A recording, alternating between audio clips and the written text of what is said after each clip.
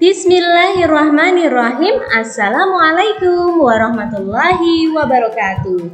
Selamat pagi teman-teman kelas 2. Bagaimana kabarnya hari ini? Sehat semua? Semoga teman-teman semua dalam keadaan sehat juga semangat. Karena hari ini kita akan kembali melanjutkan kegiatan belajar kita pada mata pelajaran tematik di kelas 2. Hari ini kita akan melanjutkan kegiatan belajar kita di tema 7, kebersamaan, subtema 1, kebersamaan di rumah pada pembelajaran yang keempat. Apakah teman-teman sudah siap belajar? Pasti sudah ya. Nah, teman-teman, jika teman-teman sudah siap belajar, tentu teman-teman sudah siapkan buku tema 7 juga alat tulisnya. Sekarang, yuk kita mulai kegiatan belajar kita hari ini dengan membaca basmalah bersama-sama. Bismillahirrahmanirrahim. Nah teman-teman, kali ini kita akan melanjutkan kegiatan belajar kita di tema 7, subtema 1, pembelajaran yang keempat. Teman-teman bisa buka bukunya mulai dari halaman 34. Teman-teman sudah siap? Yuk kita mulai. Sekarang coba amati halaman 34 ini teman-teman. Di sana terlihat sebuah gambar keluarga Siti yang sedang belajar di rumah. Hampir setiap malam, Siti dan Ali bersama keluarga melaksanakan sholat maghrib berjamaah. Setelah sholat, Siti dan Ali belajar mengaji. Usai mengaji, Siti dan Ali belajar. Ibu mengajari Siti mengerjakan tugas sekolah, ayah mengajari Ali mengerjakan tugas sekolah. Teman-teman, yuk kita cari tahu kebersamaan dalam setiap keluarga dalam menjalankan agamanya masing-masing. Coba teman-teman buka buku halaman 35. Di sana terlihat kegiatan kebersamaan bersama keluarga dalam menjalankan agamanya masing-masing. Gambar yang pertama terlihat keluarga Siti yang sedang mengaji bersama keluarga. Ini menandakan bahwa keluarga Siti beragama Islam. Gambar yang kedua terlihat keluarga Edo sedang beribadah bersama keluarga di gereja.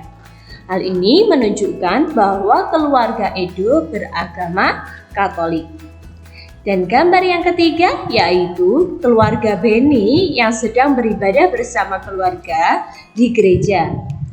Hal ini menunjukkan bahwa keluarga Beni beragama Kristen. Sekarang kita lihat yuk halaman 36. Di sini terlihat keluarga Dayu yang sedang beribadah bersama keluarganya di pura. Hal ini menunjukkan bahwa keluarga Dayu beragama Hindu.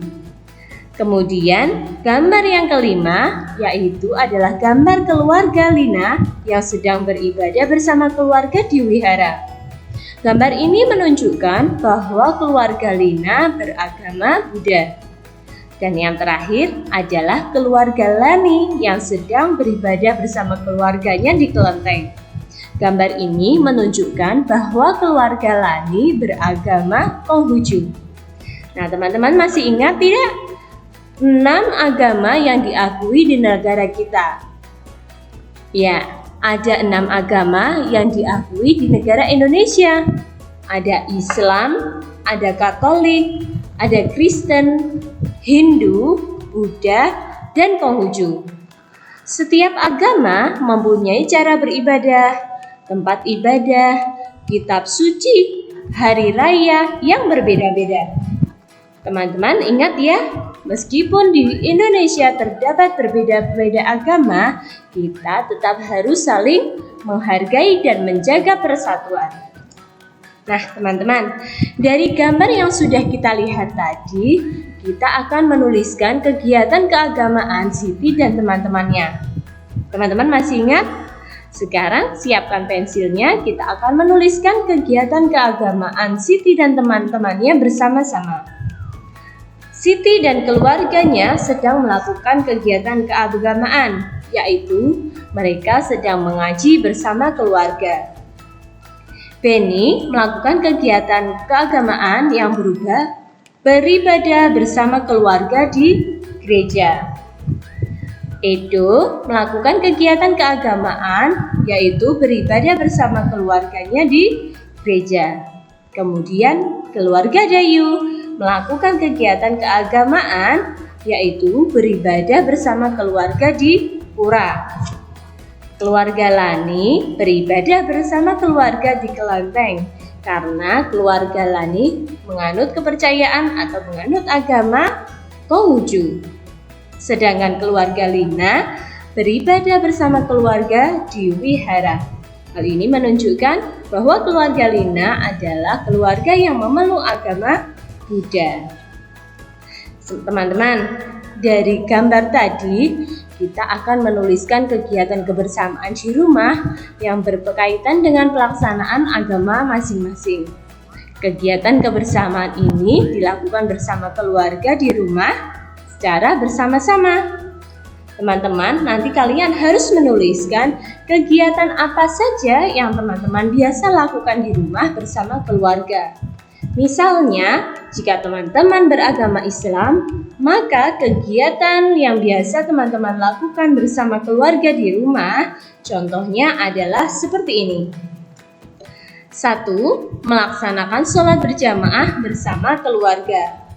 Ada juga yang melaksanakan kegiatan mengaji bersama keluarga setelah melaksanakan sholat maghrib.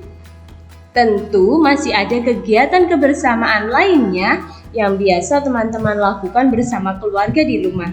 Nanti teman-teman bisa menyebutkannya sendiri. Nah, begitu juga dengan agama yang lainnya teman-teman. Mereka mempunyai kegiatan yang bisa dilakukan bersama keluarganya di rumah masing-masing. Tentu, setiap agama mempunyai cara yang berbeda-beda dalam melakukan kegiatan ibadahnya. Jika kita mempunyai teman yang berbeda agama, apa sih yang harus kita lakukan? Nah, bagaimana sikapmu terhadap teman yang memiliki kegiatan keagamaan yang berbeda di rumah bersama keluarganya? Ingat ya teman-teman, meskipun berbeda-beda, kita adalah saudara. Jadi kita harus tetap saling menghormati. Jadi sikap kita terhadap teman yang memiliki kegiatan keagamaan yang berbeda-beda, yaitu yang harus kita lakukan adalah 1. Menghormati atau menghargai agama teman kita. Yang kedua, kita tidak boleh mengejek teman yang sedang melakukan ibadahnya. Yang ketiga, kita harus menjaga persatuan antar umat beragama. Karena di Indonesia ini terdapat 6 agama yang berbeda-beda. Sekarang kita lanjutkan yuk halaman berikutnya. Siti mengerjakan tugas sekolah. Siti menulis ulang tentang cerita dongeng yang diceritakan ibu guru.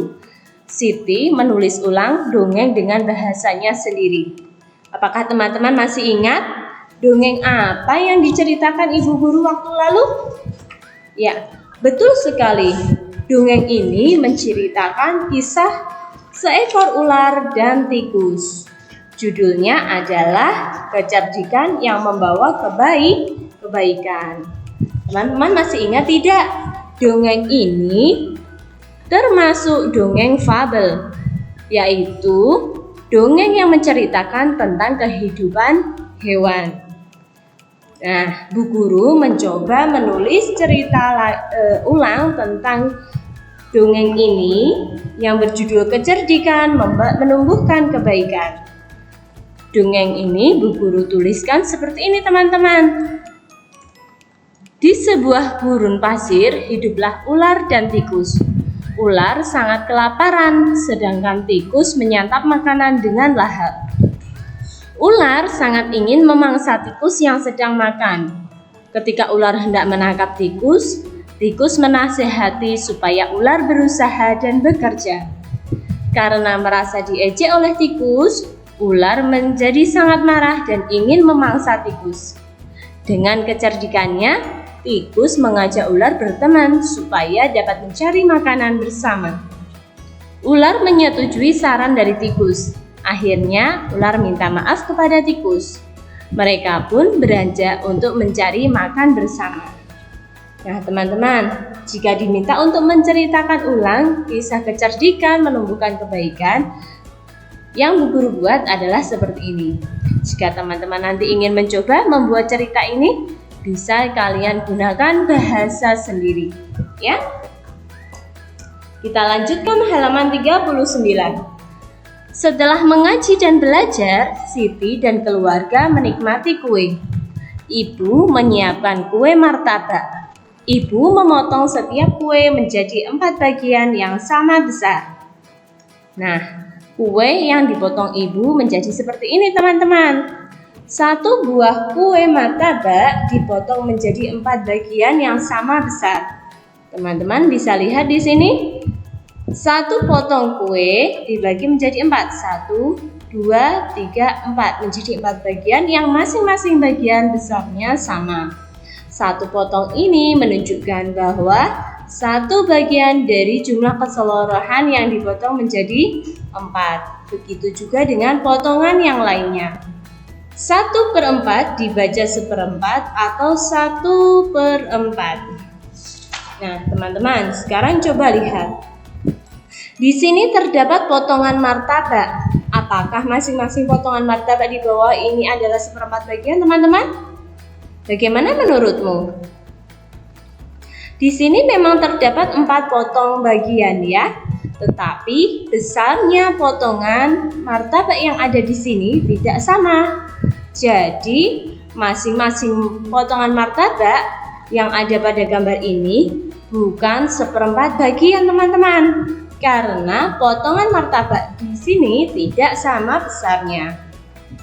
Nah, sekarang kita akan mengerjakan latihan yang ada di halaman 41 supaya kita lebih memahami pecahan 1/4 atau 1/4. Kita mulai dari nomor 1 ya, teman-teman. Siti memotong sebuah kertas berbentuk persegi panjang yang menjadi 4 bagian. Masing-masing potongan sama besar.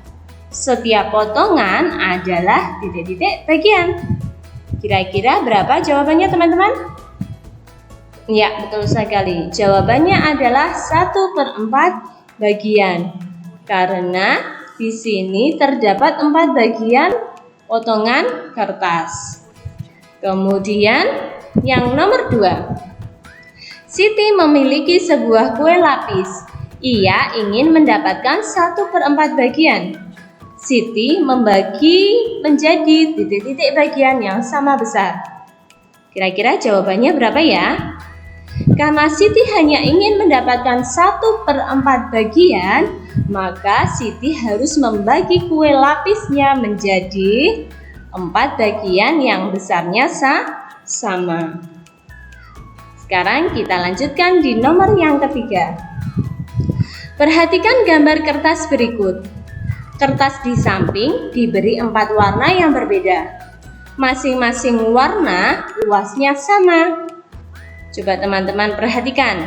Di sini terdapat kertas yang warnanya biru, merah, kuning, dan hijau. Semua kertas yang di sini mempunyai luas yang besarnya sama. Ya, karena di sini ada 4 potong kertas yang masing-masing warnanya berbeda, maka kita bisa menjawab luas warna biru adalah, di sini warna biru hanya ada 1 bagian. 1 bagian dari jumlah keseluruhan 4 bagian. Maka luas warna biru adalah 1/4 bagian. Begitu juga dengan warna merah. Kertas yang berwarna merah luasnya sama dengan 1/4 bagian. Kemudian yang warna hijau. Luas kertas yang berwarna hijau adalah 1/4 bagian. Dan yang terakhir, warna kuning di sini hanya ada 1 potong atau 1 bagian saja. Dari jumlah keseluruhan yang ada di sini 4 kertas yang warnanya beda-beda, maka luas warna kuning adalah 1/4 bagian. Nah, teman-teman, Sekarang kita lanjutkan di nomor yang keempat. Siti menggunting kertas berbentuk daerah lingkaran. Ya, ini awalnya adalah lingkaran yang utuh. Kemudian Siti mengguntingnya lagi sehingga menjadi bentuk seperti gambar yang ada di samping itu. Bagian yang hilang atau bagian yang digunting adalah berapa bagian dari lingkaran yang ada, teman-teman?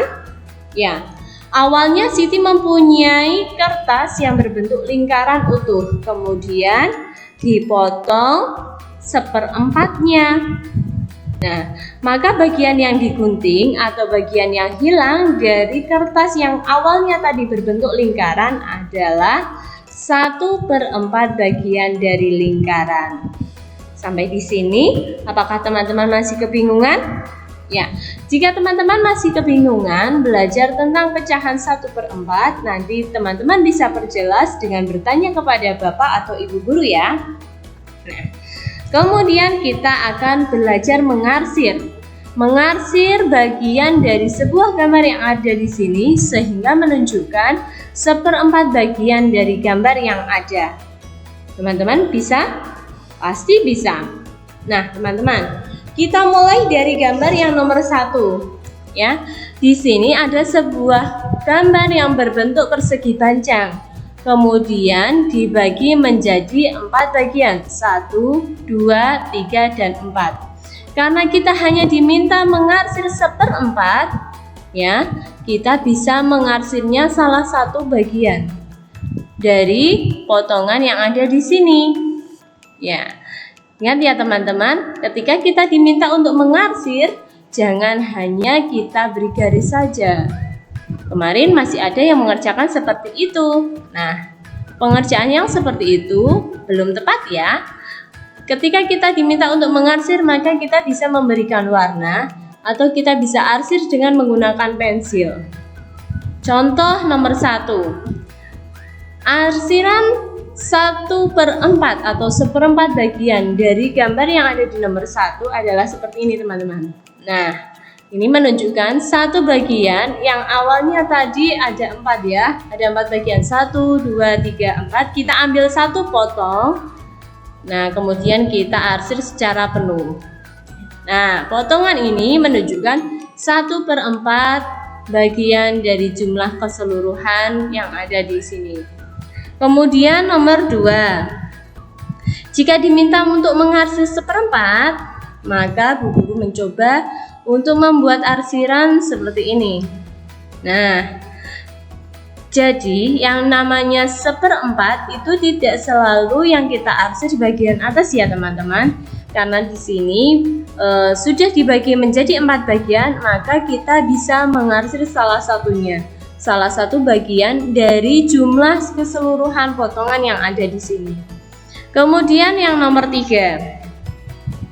1/4 ditunjukkan dengan mengarsir atau memberi warna pada gambar nomor 3 seperti ini teman-teman. Nah, ini adalah satu bagian dari jumlah potongan atau bagian yang ada pada gambar di nomor 3.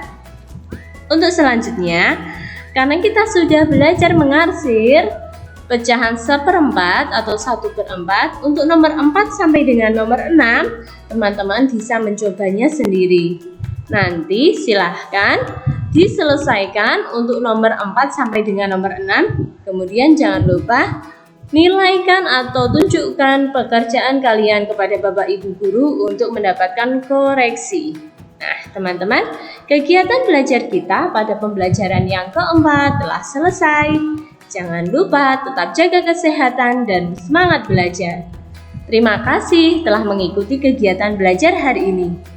Tetap semangat belajar ya teman-teman. Dari Bu Guru cukup sekian. Wassalamualaikum warahmatullahi wabarakatuh.